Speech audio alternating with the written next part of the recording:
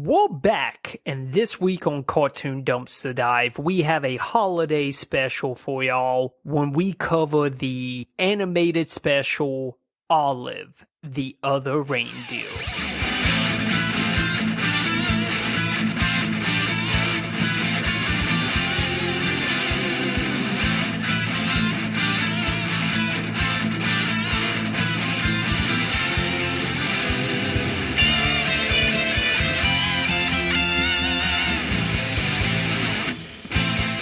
Hello and greetings. Happy holiday, everybody. It's Joel with Cartoon Dumpster Dive here to say we are back, but only one half of us is back. It's just me, but I am joined by a returning Cartoon Dumpster Dive special co-host, James. Say hello, James. Hello, James. Hey.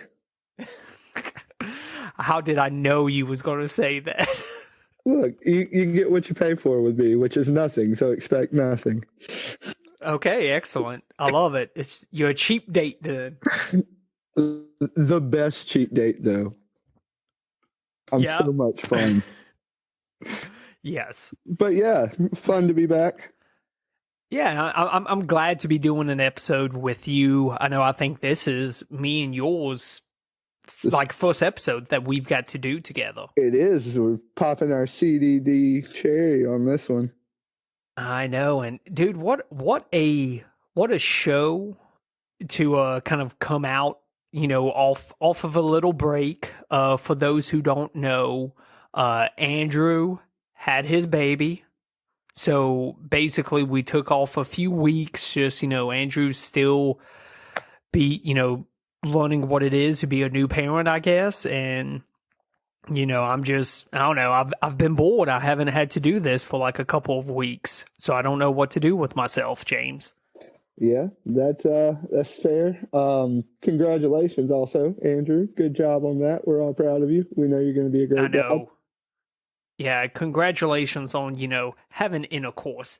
Yay. You did it, buddy.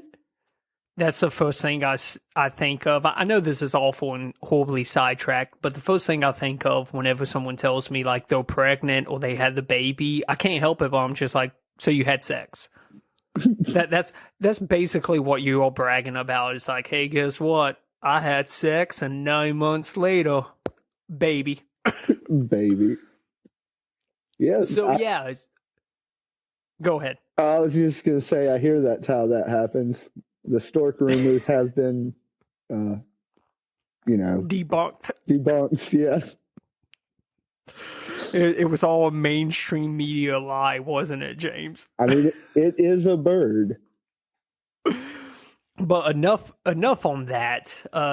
Like we said, we're covering the holiday special, Olive, the Other Reindeer, and this is kind of a request, believe it or not, from you, James. It is.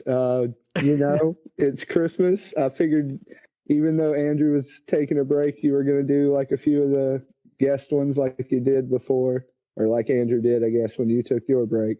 But I was like, if there's any Christmas special that we are going to talk about, it will be this one. Correct. And, I honestly, before this, I knew nothing about this special. And that shocked me. Yeah, and it's funny because watching the special, which is, I don't always watch the stuff we talk about. I might skim through it, but this one I actually sat down and watched the whole 45-minute special. It was entertaining, but it was one of those things. It brought back this faint memory of, I remember it being aired on TV, but hating the way it looked as a kid, so I just changed the channel. Yeah, I've heard a lot of people say that when I mention this to them, is the animation is like, it's so off-putting that it just kind of ruins the whole thing for them. But that's I personally think it adds to the charm. I'm just like, oh yeah, there's a lot of shows that thrive off the kind of bad animation, and it's like you could tell they were trying to do 3D, but it was just 2D layered behind each other. Yeah, yeah, and I know this holds a pretty. I mean, you've already said it holds a soft spot in your heart. I love it. But would you be interested to know how this thing got made, James? I would. See, I can segue things just like Andrew. That was a perfect seamless segue.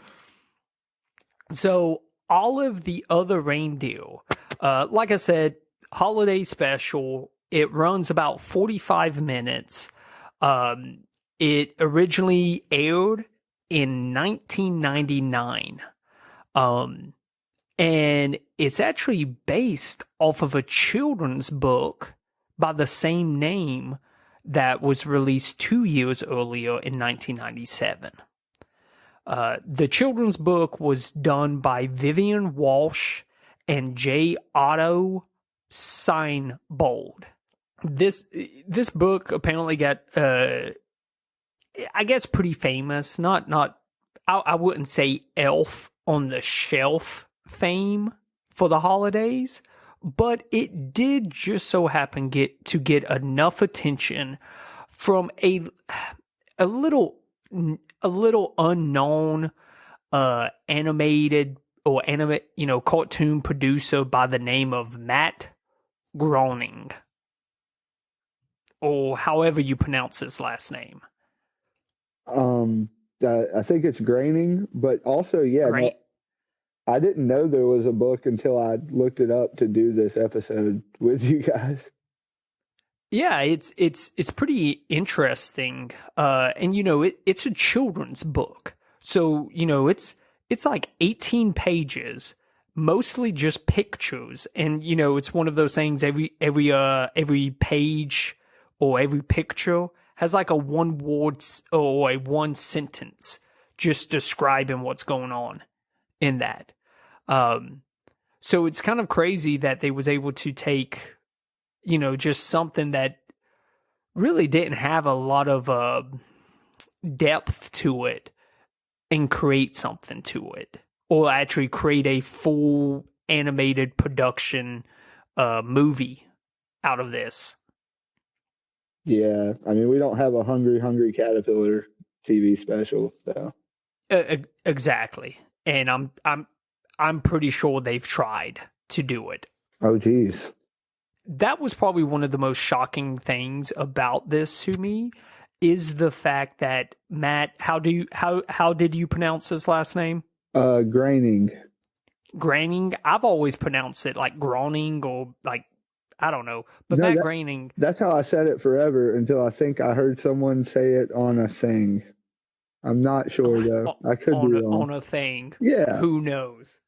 But it was shocking to think that this man created this, because you're talking about this is, between that 1997 and 1999 range, he is like I would say he is like top dog when it comes to like the animation world in America. Oh yeah, absolutely. He's got, two of the biggest, two primetime animated TV shows. Exactly. He's got The Simpsons going on right now, which at this point they've been on air for close to 10 years now and running strong. This is, if I'm not mistaken, this is peak Simpsons. This is like Who Shot Mr. Burns? Simpsons. It is. And for anybody who is old enough to understand that reference, you get the peak, because that was a huge event in The Simpsons. Yeah, and it was on the news. Like, it was news would talk about it because it's such a big thing that they had like a week-to-week cliffhanger drama. Like, they actually, like, it was a huge deal. I think they even had a contest where you could like write in, and like if you could guess who actually shot Mr. Burns, I think they was going to put you in the episode or something like that.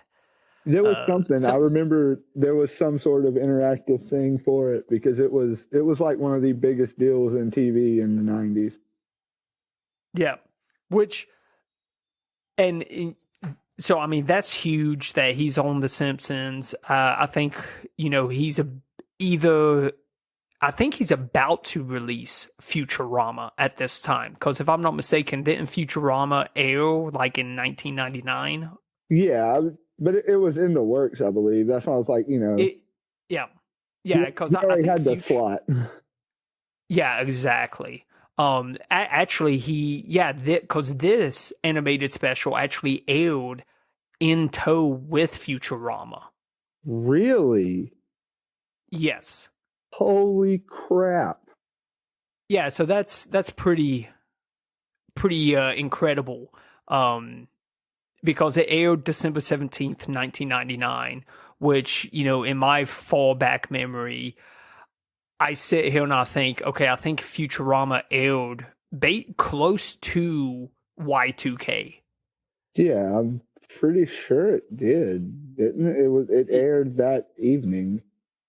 Yeah, it aired in 1999 right alongside this animated special.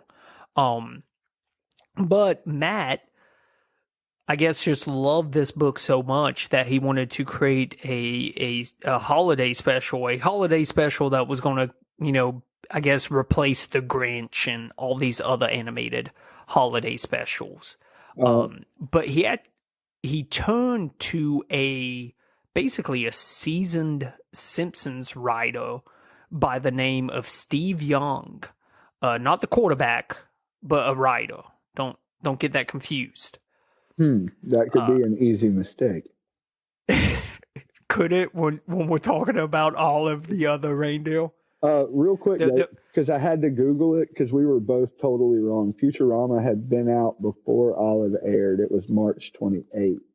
I know Cartoon Dumpster oh, Dive likes their facts, but it did end in November yep, 1999. So gotcha.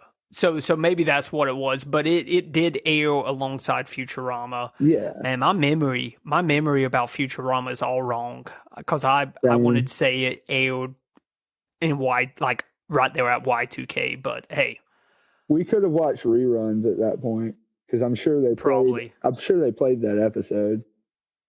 Yep. So it aired, or he got Steve Young to do it, seasoned Simpsons writer, uh, which kind of makes sense because some of the humor in this thing has a Simpsons feel. Oh yeah, for sure. Oh yeah, Especially with the um, visual gags.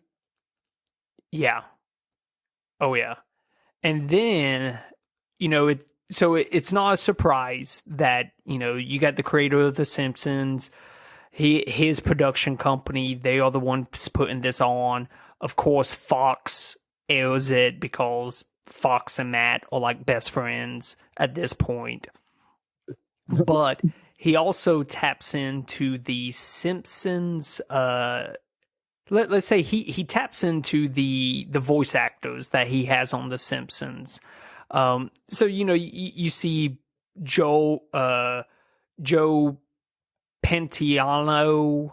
I can't even say his name. Yeah. Dan Castellaneta, um, Edward Asno. You see just all these people that Timothy Meadows is another one. All these people that he's had in The Simpsons before, but probably one of the most surprising voice actors that he actually got for this special. It's Drew Barrymore. The Queen herself. Yes. She got to play Olive the reindeer, or Olive the reindeer. No, Olive the dog, I guess we can go ahead and call her, for the special. And I would say she did a pretty good job with it. Yeah, I thought she did great. Like I It's said, it's def I,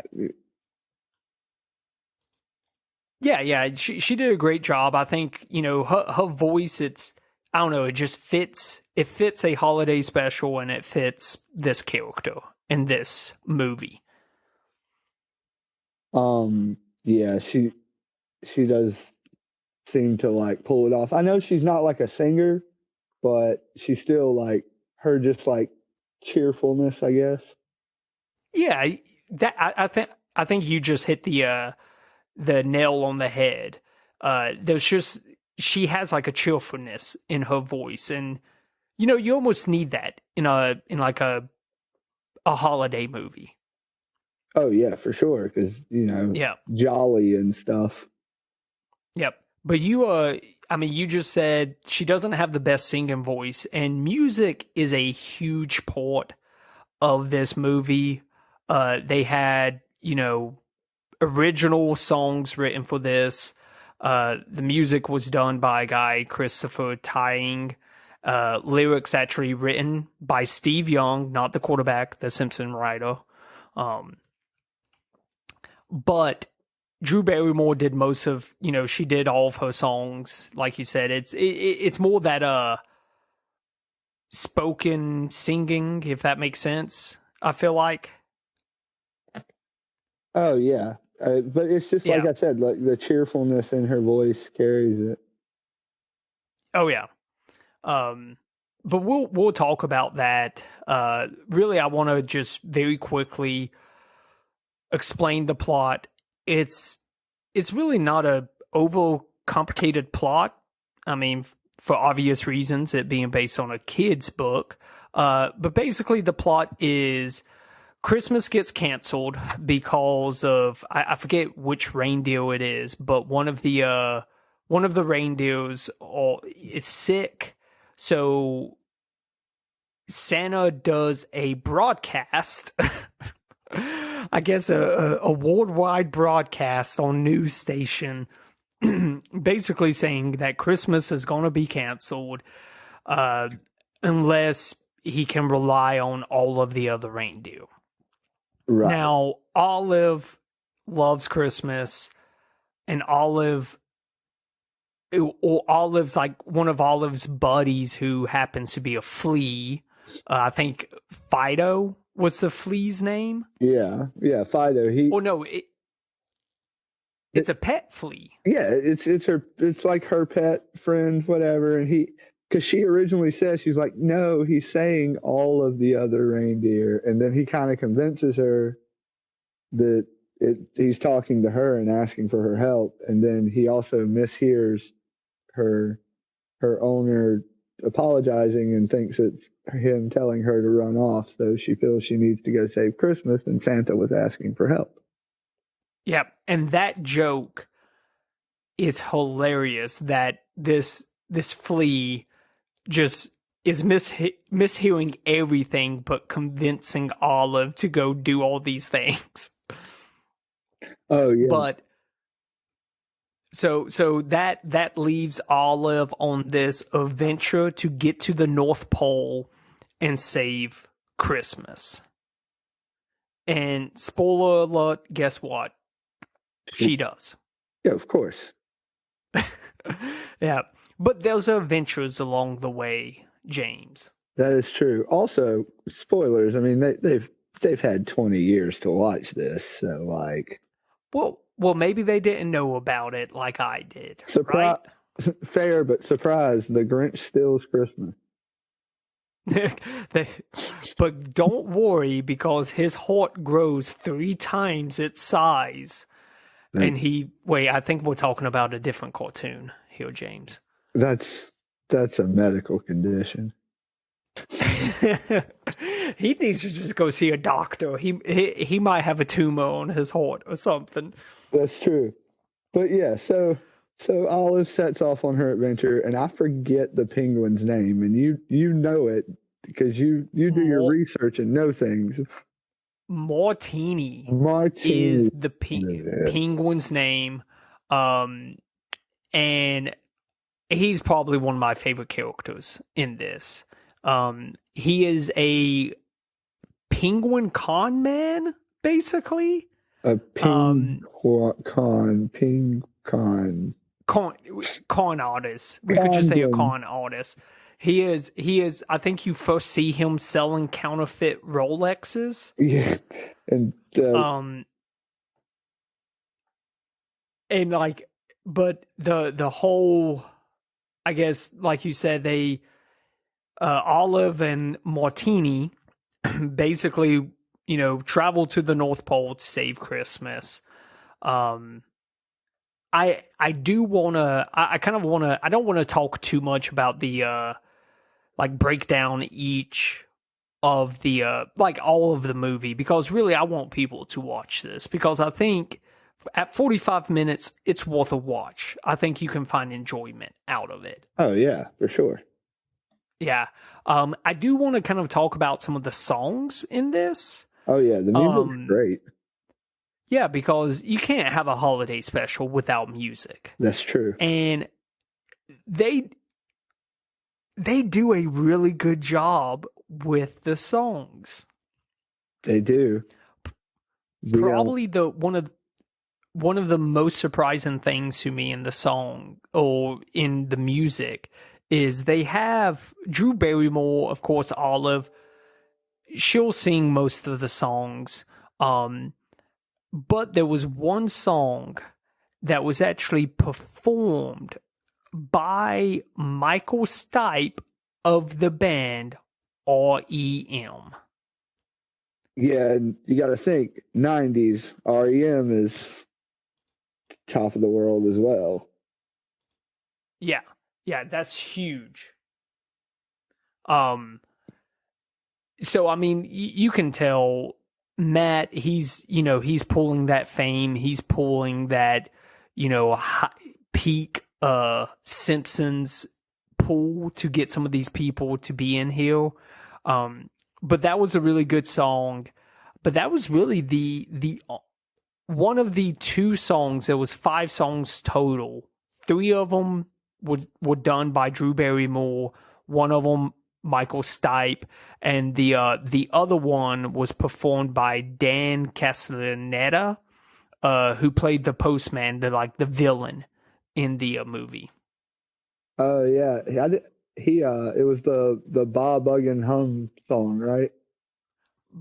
Bob Bug and Hum, basically a ripoff of Bah Humbug. Yeah. Yeah, the postman's a pretty interesting character. His whole thing is he hates Christmas and he wants to ruin it. Wait, a regular Scrooge, wouldn't you say?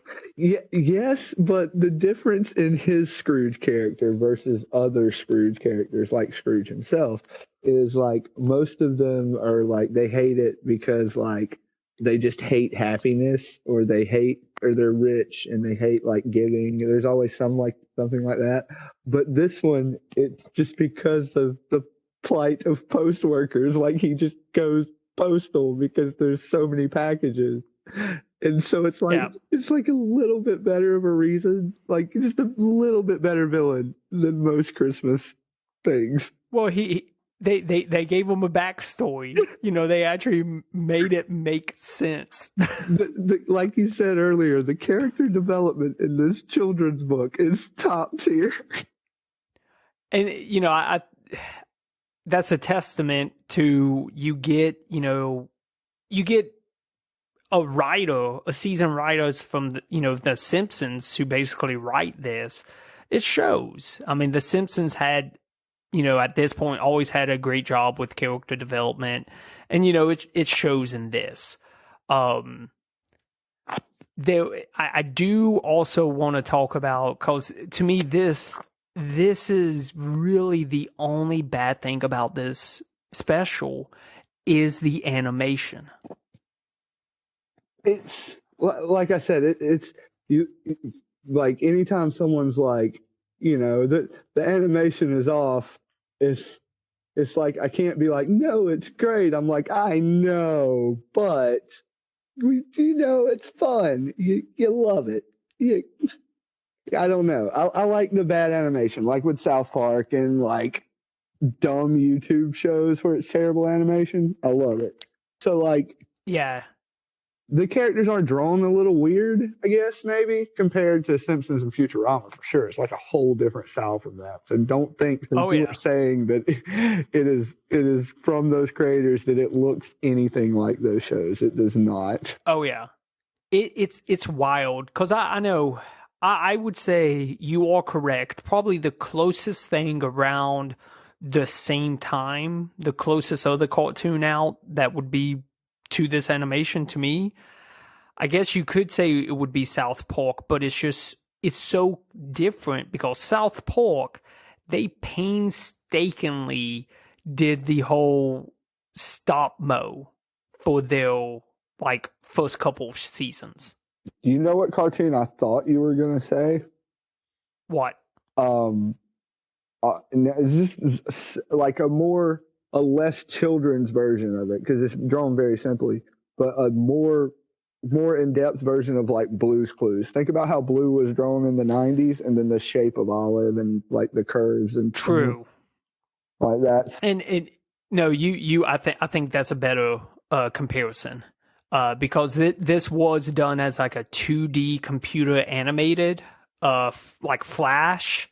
I think they did a good job of making it look like it kind of was a children's book. Yeah. But to me, it just the animation style actually reminded me of that video game Parappa the Rapper on the like original PlayStation.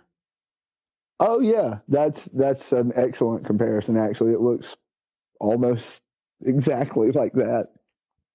Exactly. But the animation, it's one of those things, like I said at the beginning of this podcast, I vaguely remember seeing this show come on TV, but I could not send the animation and I turned it. And, for people who know me, I'm kind of a stickler about animation. Like I'm not saying it's got to look perfect, but I'm just saying if you're gonna go off and do something that's kind of different, a different style of animation or something like that, it's got to be clean. It's got to look good. And to not to say that this isn't clean, it's just so early computer like 2D animation that it's just going back and looking at it, it's just rough.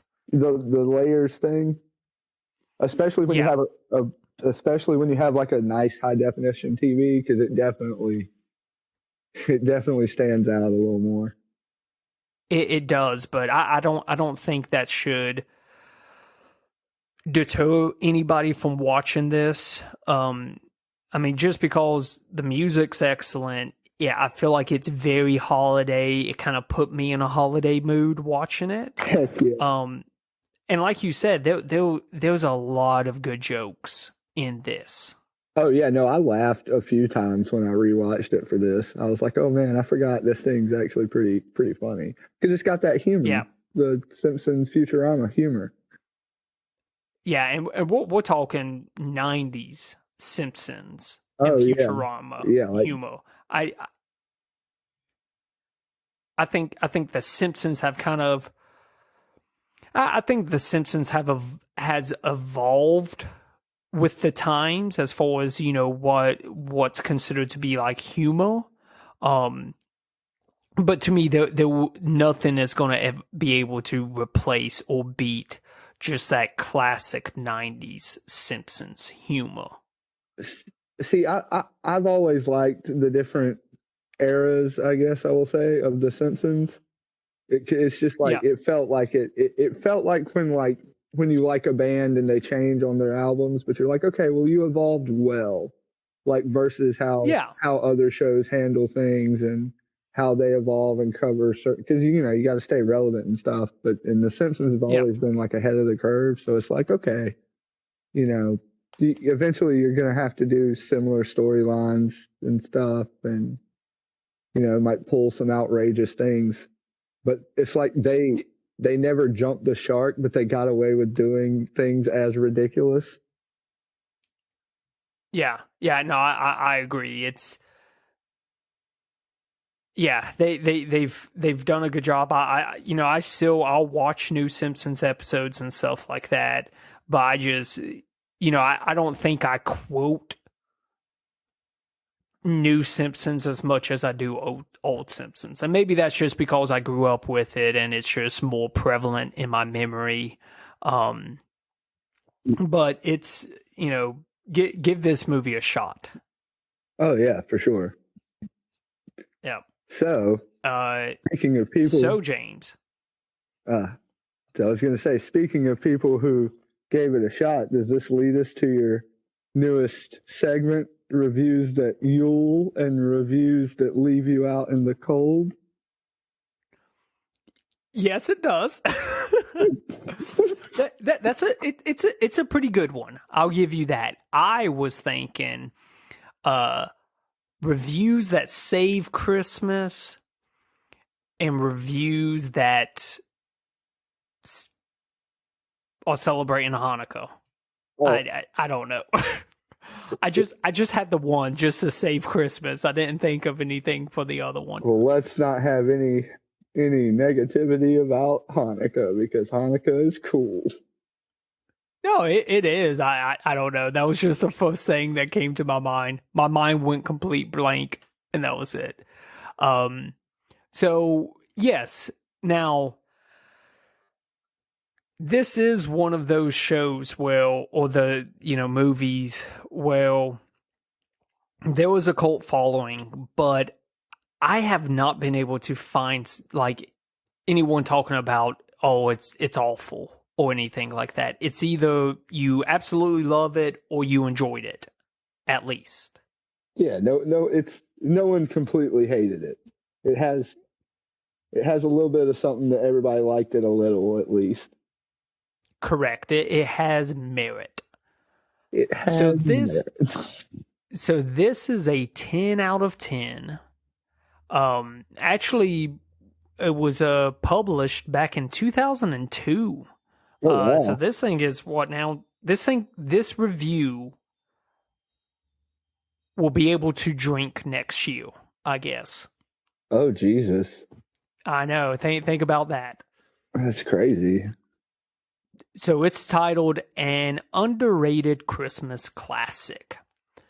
This has been somewhat overlooked, but it really is a terrific special. It's clever and witty, a characteristic that you don't see enough of these days. Olive is a dog who thinks she can substitute for one of Santa's reindeer and save Christmas. The choice of villain is inspired. A mailman who wants to stop Christmas so he won't have to deliver all the cards. Not a lot of big laughs, but it's filled with gentle smiles. The voice work is excellent and the style is outstanding. There was a little attempt to be realistic, but rather it looks like a picture book and seems to be sticking closely to the style of their original book. And that's it. Yeah. Summed up pretty nicely, I believe. Yeah. I wouldn't agree with him. I mean, I've already said my piece about the animation. I won't. I won't keep beating that dead horse. It's okay. But yeah, no, he is right that it does kind of look like they're trying to translate the book exactly, you know? Yep, it really does. But that's the review. Overall, great special. James, do you have final thoughts for the listeners on this? Final thought. It's fun. If you haven't heard of it, go check it out. I'm sure your kids will love it. It's a cartoon about a dog and Christmas. What else do you need? Throw in the fact that you have Drew Barrymore and the creator of The Simpsons behind it. Absolute instant Christmas classic. You should watch it every year. There we go. But you are right. I think this is I think this could very easily be a part of people's lineup of classic Christmas movies to watch with your kids, because I do believe that your kids, they'll probably love it, find enjoyment out of it. But then, just like with The Simpsons, there'll be those that humor that maybe it will go over your kid's head, but you'll find hilarious. Oh yeah, for sure. Give it a shot. You can find it on YouTube. That's where I watched it. But it's worth 45 minutes of your day. Oh yeah, for sure. Yeah. Well, James, I believe that wraps up Olive, the Other Reindeer. with a nice bow like a Christmas present. Oh, yes. Yeah. Now, this is normally where Andrew would, I guess, give you our outro, tell you about our website, cartoondumpsterdive.com, and everything else. I don't remember all of those that he does every week. I remember the Patreon where he strongly suggests not to give more than $5. Oh no, I'm going to suggest everyone give more than $5, but no, it's really visit the website, guys, cartoondumpsterdive.com. You'll find links to all the social media pages there. Visit the social media pages and congratulate Andrew and his wife on their beautiful baby boy. Oh, welcome to Earth, Link. Welcome to Earth, but don't punch the baby. You don't punch babies, apparently. Never. No. But go there. You can request your own Cartoon Dumpster Dive episode. Even if you wanted a holiday special, let us know. Maybe I can bring James back on here and we'll talk about another holiday special. But also visit the Patreon, patreon.com/CDD. We've got one tier, a $5 tier. It gets you access to the Discord server, plus some stickers we've got that we'll mail out to you. Discord's growing. We're trying to get more people in there, trying to build a community where we can all, just either talk about, what we're watching, what cartoons we're watching, or even video games we're playing. It's just a place with like-minded people, so come on in. But that's it. I hope you guys have a wonderful, wonderful week and a safe and happy holidays. But we'll talk to you guys soon. You got nothing, James? No goodbye? I didn't know if you were ending it. But yeah, thanks for having me on again. It's always fun. Everyone have a happy holiday. It was a pleasure, James. See you around, guys. See ya.